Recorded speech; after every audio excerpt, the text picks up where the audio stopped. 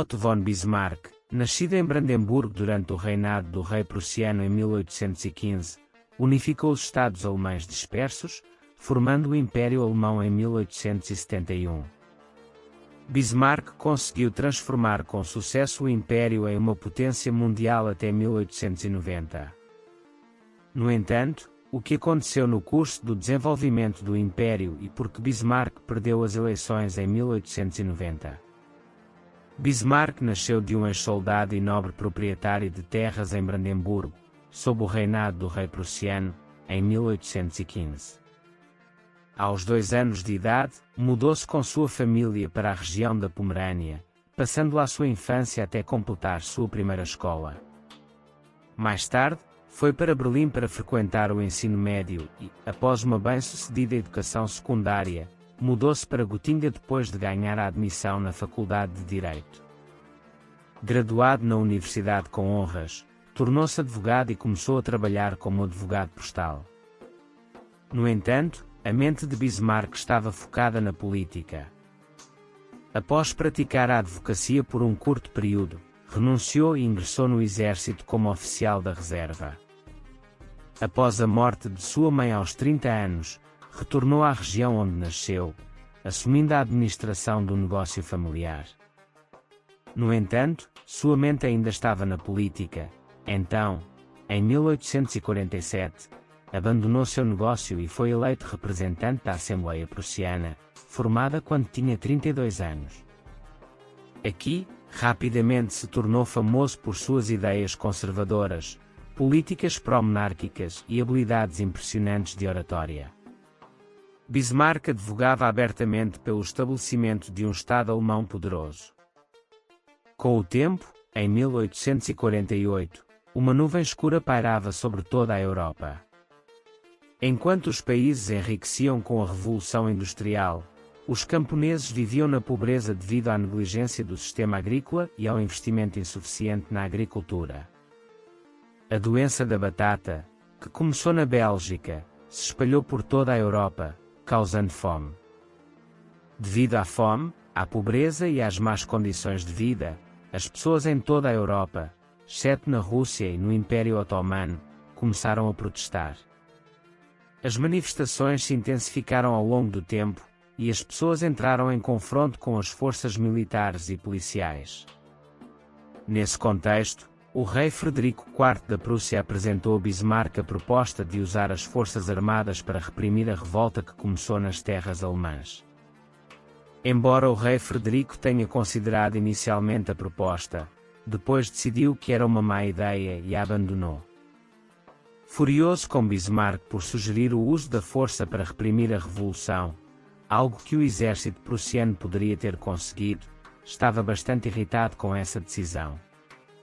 No dia seguinte, vestindo um uniforme nas cores preto, vermelho e dourado, Bismarck dirigiu-se à Assembleia, enfatizando a inevitabilidade de um Estado alemão. Após a resolução da crise em 1851, o rei Frederico IV ofereceu a Bismarck o cargo de enviado prussiano na Confederação Alemã em Frankfurt. Bismarck aceitou esta oferta, renunciando às suas responsabilidades parlamentares e mudando-se imediatamente para Frankfurt. Ao longo dos 8 anos em que serviu como enviado, ele suavizou suas ideias conservadoras e começou a abraçar mais o conceito de uma nação alemã unida. Em outubro de 1857, quando o rei Frederico IV sofreu um derrame, seu irmão Guilherme assumiu a administração do Reino da Prússia. Ao formar uma nova administração conservadora moderada, Bismarck foi incluído nessa formação. Teoricamente, Bismarck teve um conflito em relação à sua nomeação como embaixador prussiano no Império Russo, uma vez que a Rússia era uma vizinha próxima da Prússia. Embora tenha servido em São Petersburgo por 4 anos, continuou a acompanhar de perto a política. Durante esse tempo, o irmão do rei constantemente adoecia e finalmente faleceu em 1861. O novo rei nomeou Bismarck como embaixador na França em maio de 1862, enviando-o para Paris. Durante seu mandato, Bismarck ampliou seu círculo ao se reunir com o líder da França, Napoleão III, e o primeiro-ministro da Inglaterra, Palmerston. Um ano após assumir o cargo, ele solicitou recursos orçamentários para modernizar o exército tecnologicamente atrasado. No entanto, a Câmara Alta, que era o órgão decisório na Prússia, não aprovou essa solicitação. Ao não conseguir convencer os senadores em relação ao orçamento, uma profunda crise surgiu no país. Seguindo o conselho do ministro da Guerra, Albert von Bonin, o rei convocou Bismarck de volta à Prússia para persuadir a Assembleia. Aceitando a oferta proposta, Bismarck foi nomeado tanto ministro das Relações Exteriores quanto primeiro-ministro em 23 de setembro de 1862, com poderes ilimitados em assuntos exteriores. O primeiro-ministro Bismarck, juntamente com o ministro da Guerra Rhun e o chefe do Estado-Maior Moltke, começou imediatamente a trabalhar para estabelecer um grande império alemão. Poucos dias após a nomeação de Bismarck, em um discurso perante o Comitê de Orçamento da Assembleia, ele enfatizou a necessidade de se preparar para a guerra e modernizar urgentemente o armamento. Neste discurso histórico, foram registradas as seguintes expressões: se a Alemanha será liberal ou não será determinado pela Rússia, mas sim pelo poder militar. A Prússia deve esforçar-se para se fortalecer militarmente e aproveitar as oportunidades adequadas. Além disso, já perdemos algumas oportunidades que bateram à nossa porta. Viver dentro das fronteiras insalubres traçadas para nós pelo Tratado de Viena não é possível. Os problemas não serão resolvidos sem corrigir os erros cometidos em 1848 e 1849, não com palavras, mas com sangue e ferro.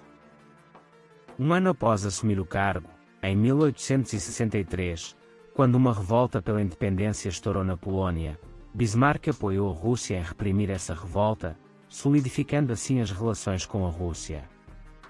Posteriormente, ao assinar um acordo comercial com a França e estabelecer uma união aduaneira que incluía outros princípios significativos sob controle russo, fortaleceu as relações com a Rússia. Mais tarde, em sua jornada para estabelecer a unidade nacional da Alemanha, Bismarck, alinhando-se com a Áustria, declarou guerra à Dinamarca em 1864 em nome da Confederação Alemã. Graças a impostos sobre a maioria da população, que era alemã, ele adicionou esses territórios à Prússia. No ano seguinte, com o apoio político da França e da Rússia, ele mobilizou os exércitos prussianos. No entanto, a Áustria reagiu, e como resultado desse desacordo, lutou contra o exército austríaco em 1866 em Sadova. Durante a guerra, um alemão chamado Ferdinand Kohn tentou assassinar Bismarck em Berlim, atirando nele 5 vezes. No entanto, por pura sorte, as balas apenas causaram ferimentos leves.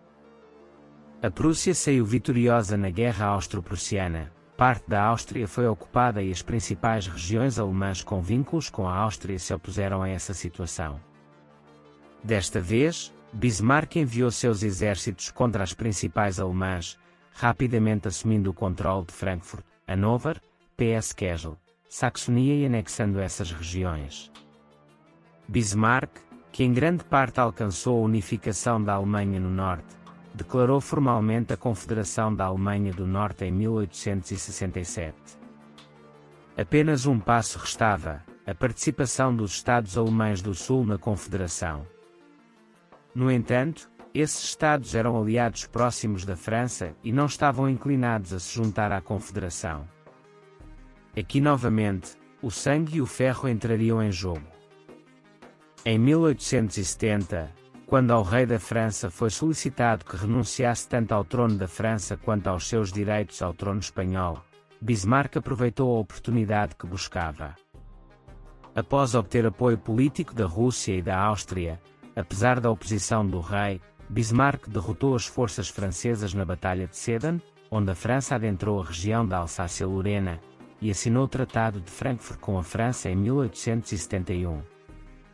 De acordo com este tratado, os territórios da Confederação Alemã, uma região industrial, foram anexados, e os Estados alemães do Sul também aceitaram a unificação. Como resultado dessa vitória, o Império Alemão foi declarado, e Bismarck foi nomeado chanceler, recebendo o título de Imperador Alemão. Enquanto preparava uma nova Constituição, Bismarck também emitiu uma moeda única válida em todo o país. Adotando uma política orientada para a paz em assuntos exteriores e estabelecendo a Liga dos Três Imperadores com a Áustria e a Rússia, enfrentou oposição na política interna. Bismarck, que realizou fortes gastos militares, queria impor impostos adicionais para cobrir o crescente déficit orçamentário. No entanto, outros partidos se opuseram, então ele dissolveu todo o parlamento, utilizando uma tentativa de assassinato contra o imperador como pretexto. Essa política opressiva na política interna não foi bem recebida pelo público e começou a perder apoio com o tempo. Posteriormente, abandonou a política de paz em assuntos exteriores, adaptando-se aos tempos, e estabeleceu o domínio colonial sobre o sudoeste da África, África Oriental, Camarões e Nova Guiné até 1884. Essas iniciativas transformaram Hamburgo, o único porto importante de importação e exportação da Alemanha, em uma capital comercial significativa. No entanto, devido à idade avançada, personalidade teimosa e políticas opressivas, Bismarck perdeu gradualmente popularidade. Nas eleições de 1890, quando o partido de Bismarck ficou em segundo plano em relação aos social-democratas e aos partidos progressistas católicos, Bismarck, que pressionava pela abolição do sistema parlamentar, teve que renunciar ao cargo. Ele se retirou para sua propriedade em sua terra natal e faleceu em 30 de julho de 1898.